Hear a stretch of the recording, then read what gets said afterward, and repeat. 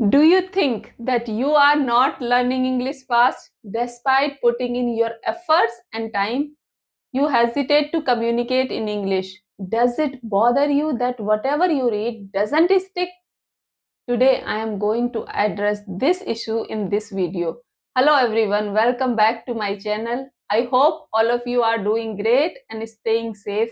And for those who are new to my channel, a big hello. My name is Ravia Parveen. So stay tuned till the end to know how to learn English fast. If you practice and follow these steps, you will have fun learning this language. Let me share my experience. When I started learning this language, I found it hard to learn because I had no idea how to do it in right way. I have wasted many years learning this language. So I decided to share with you my secret tip that helped me to speak English fluently. I was reading, listening, and learning new words. But when it came to speaking, either I made mistakes while speaking or my mind went blank. If it happens with you as well, then you can resolve this problem by taking baby steps daily. If you are beginner, you can start reading kids story because you can understand them easily. Whenever you read or listen, try to observe the sentence structure. Start using your vocabulary to make small sentences to retell the same story in your own words. Do you know there is a difference between reading and learning? In learning, you understand what you have read and be able to explain it in your own words. So please don't just read or listen. Learn something from whatever you read or listen. Let me show you how I do practice. Now I am going to listen a short story named Two Frogs. A group of frogs were traveling through the woods, and two of them fell into a deep pit. When the other frogs saw how deep the pit was, they told the two frogs that they were as good as dead. The two frogs ignored the comments and tried to jump up out of the pit with all their might. The other frogs kept telling them to stop, that they were as good as dead. Finally, one of the frogs took heed to what the other frogs were saying and gave up. He fell down and died.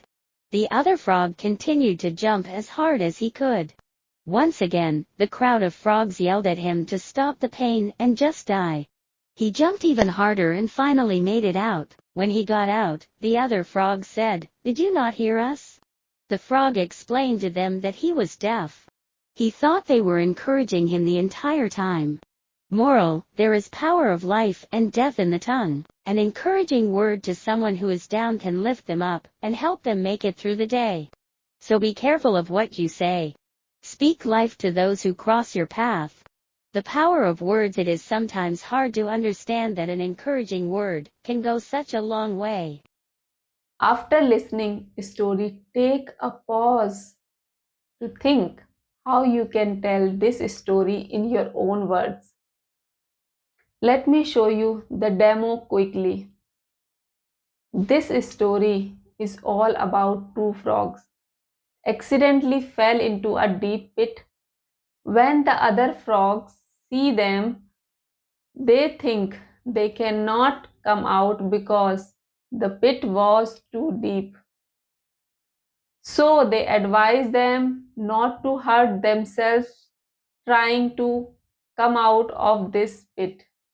In the beginning, two frogs ignored the comments and tried to jump out of the pit with all their efforts. One of the frogs thought they were right and gave up and died. The other was deaf, so he thought they were encouraging him the entire time. So he jumped even harder and finally made it out. My takeaway from this story is that words have power. So use your words wisely to encourage someone who is down, can lift them up and help them. We should not focus on destructive criticism and continue to keep going towards our goal. with full potential. If you are still watching, then you really want to speak English fluently. In order to speak English fluently, uh, think and pause for 2 minutes. Try to speak about what you just listened to. You can be fluent if you practice summarizing is in your own words whatever you read or watch or listen. If you find this video useful, please give it a like and subscribe if you haven't yet. And I'll see you in the next one.